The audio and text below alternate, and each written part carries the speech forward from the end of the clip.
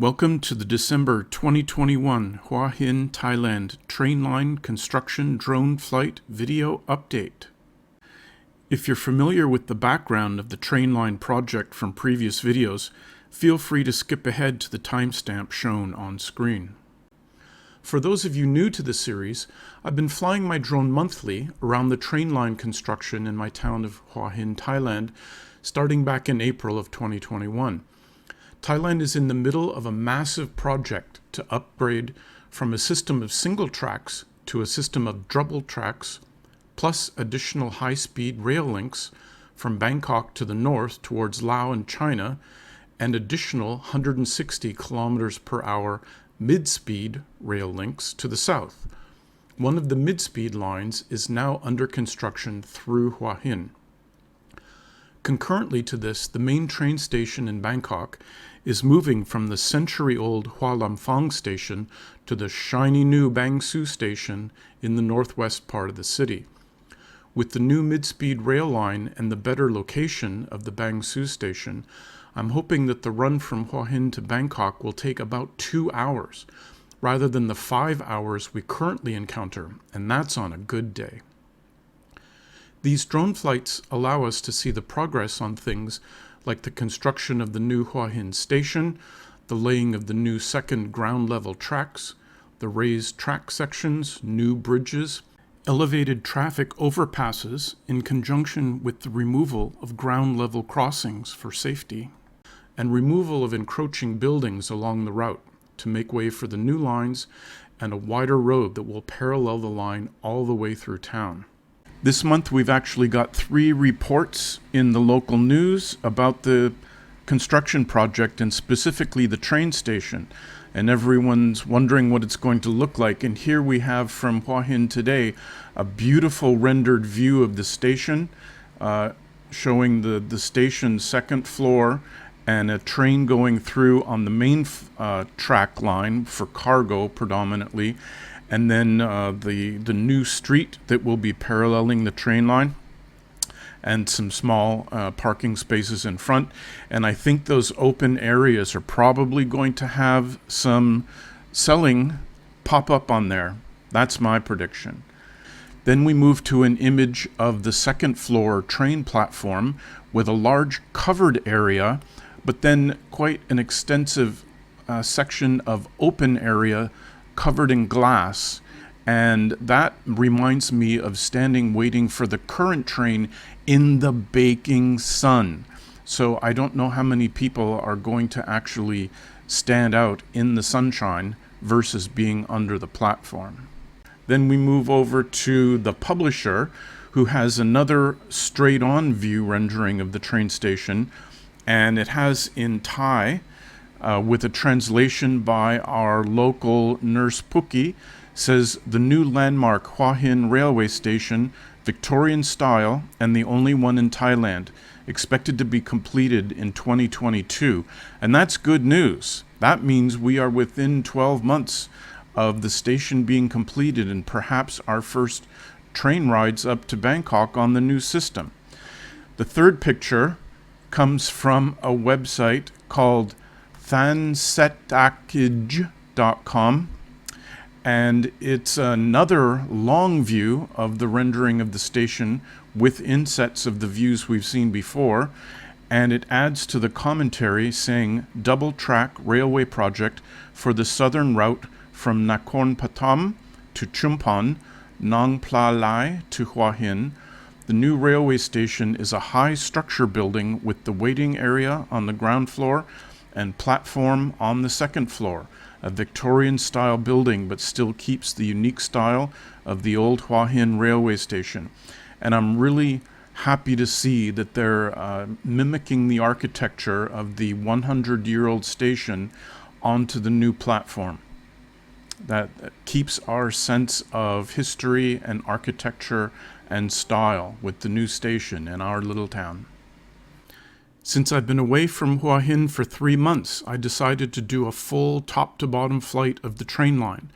The last time I did that, it took 3 days due to the limited range of the controller and the limited flight time of the 3 drone batteries. I now have 6 batteries, and I also thought of a way of optimizing the task. I asked my friend to position himself near the expected endpoint of the flight and guide me down using a combination of voice over the phone and seeing him on the live video feed from the drone. He would grab the drone after landing and keep it safe while I then rode down. This way, I wouldn't waste half of the batteries and the whole project would go faster. Well, it sounds good on paper, but not so great in practice. First, as I initiated the landing at the far end, the transmitter would intermittently lose contact and the drone would automatically abort the landing. This must have been amusing to watch it go down and up and down and up. Second, I tried to ride my scooter on the dirt paths directly along the construction area rather than going out to the main road. It looks easy from the 25 meters up in the video, but I ran into a few tricky places to get through and definitely won't be doing that again. In the end, we decided to record the rest of the flight segments down and return as previously. Luckily, with 6 batteries, we got the whole effort done in 15 flight segments over 5 hot and dusty hours with just a bit of power to spare. I wasn't so lucky riding my electric scooter home though, and ran out of battery in the south end of town. I rolled to a stop right at a mom and pop restaurant, so I had lunch while putting enough charge in the bike to get home, thanks to them for letting me plug in to get a bit of juice. Now, let's get flying.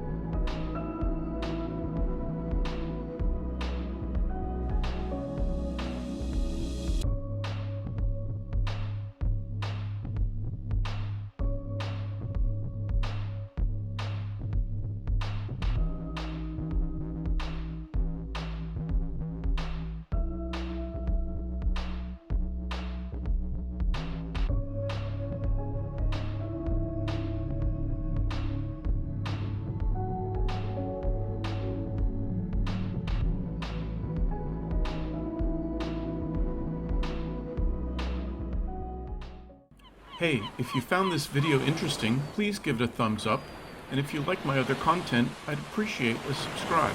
Take care and see you next time.